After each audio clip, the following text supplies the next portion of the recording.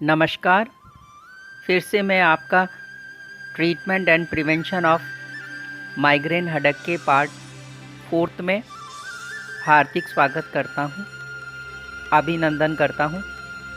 यदि आप इसका पार्ट 1, पार्ट 2 और पार्ट 3 भी देखना चाहें तो डिस्क्रिप्शन में दिए गए लिंक पर जाकर वहां देख सकते हैं। आज इस पार्ट 4 में हम आपसे बात करेंगे कि माइग्रेन का उपचार आप स्वयं किस प्रकार से कर सकते हैं। तो अब बात करते हैं माइग्रेन के उपचार में। पहला उपचार जिसे आपको करना चाहिए वह यह है कि यदि आप किसी व्यक्ति को माइग्रेन का फेज आया हुआ हो, उस वक्त उसे देखें तो जब तक उसे आराम न मिले तब तक आप उसे पूर्ण विश्राम कराएं। उसे आरामदायक कुर्सी या पलंग पर या सिरहाने को ऊंचा रखकर उसे बिठा या लेटा देवें। आराम आने के बाद भी 2-3 घंटे तक उसे इसी प्रकार विश्राम करने को कहें तथा इस पूरी अवधि में उसे खाने पीने के लिए कुछ भी नहीं दें। उस व्यक्ति को जहाँ तक हो सके गंध रहित, शोर रहित और प्रकाश से दूर ठंडे स्थान में विश्राम कराएं। ऐसा कर देने से उस व्यक्ति को आराम तो मिलेगा ही, साथ में ऐसा करने से माइग्रेन की तीव्रता भी कम होगी और माइग्रेन का दोबारा आक्रमण को रोकने में भी उसे सहायता मिलेगी। दूसरा उपचार जो आपको करना चाहिए वह यह है कि नींद पूरी लेनी चाहिए। भरपूर नींद का आनंद उठाएं। नींद पूरी न हो पाने से यदि हम ऊँघते हैं तो वास्तव में हम अपने जीवन से भी ऊँघते ही रहते हैं। यह बात पूर्णतः सत्य है, क्योंकि जब हम सोते हैं तब हमारा शरीर अपने टूट फूट की, नुकसान की क्षति पूर्ति करता रहता है। जब हम गहरी नींद में होते हैं तब हमारा शरीर दिन भर की थकान को दूर कर अगले आने वाले दिन के लिए स्वयं को चुस्त दुरुस्त कर लेता है। परंतु ऐसा नहीं होने पर, यानी नींद पूरी न होने पर, हमारा तन मन पूरी तरह से चाक चौबंद नहीं हो पाता है। कम नींद लेने से चिड़चिड़ापन आता है, जिससे क्रोध, चिंता, दबाव व तनाव बढ़ता है।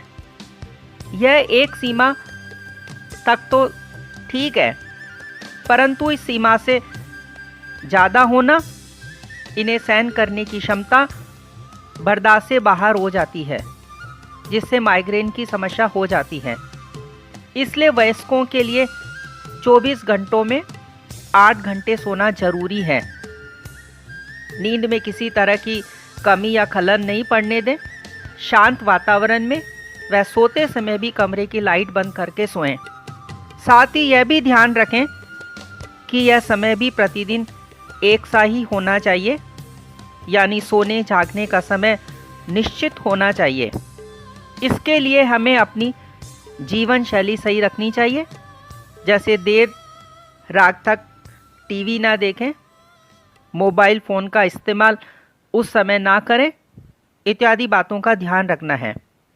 इससे माइग्रेन तो ठीक हो ही जाता है, साथ में मस्तिष्क सहित पूरे शरीर की सभी क्रियाएं भी सुचारू रूप से संचालित होती रहती है।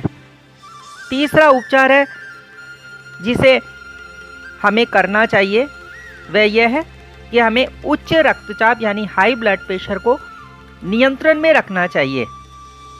हाई ब्लड प्रेशर को आप नियंत्रित करने के लिए कुछ ऐसे उपाय कर सकते हैं, जिनमें प्रमुख हैं वजन घटाकर, यानी BMI सही रखें, नमक की मात्रा कम कर देवें, आहार में रेशेदार पदार्थों की मात्रा को बढ़ाएं, व चिकनाई वाले खाद्य पदार्थों को कम कर देवें, धूम्रपान व शराब जैसे व्यसन पदार्थों को त्याग देवें, सकारात्मक सोच और शांत रहने की तकनीक अपनाएं। इसका चौथा उपाय है वह यह है कि तनाव को नियंत्रित कर माइग्रेन को दूर भगाएं। यह प्रकृति का ही नियम है कि दुश्मन हमेशा कमजोर पर ही वार करता है। यहाँ पर तनाव हमारा दुश्मन है और चिंता युक्त मस्तिष्क को हर समय स्वस्थ और तंदुरुस्त रखना अति आवश्यक है। मस्तिष्क को स्वस्थ रखने के लिए यह आवश्यक है कि उस पर अत्यधिक दबाव एवं चिंता न आने दें।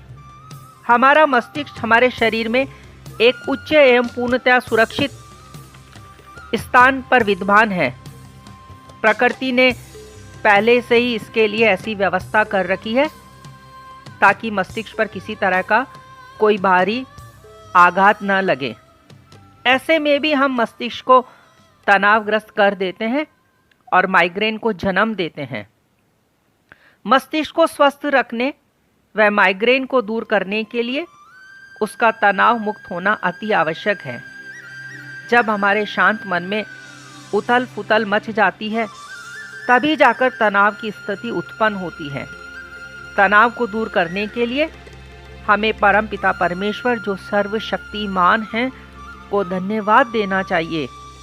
स्वयं को उसका ऋणी ही समझना चाहिए जिसने हमारा मस्तिष्क संपूर्ण प्राणी जगत से सर्वाधिक विकसित मस्तिष्क हमें प्रदान किया है। उस परम पिता परमेश्वर का यह ऋण तो हम कभी चुका ही नहीं सकेंगे, परंतु इतना अवश्य कर सकते हैं कि प्रकृति प्रदत्त सभी वस्तुओं का संतुलन बनाकर ही उनका उपयोग करें।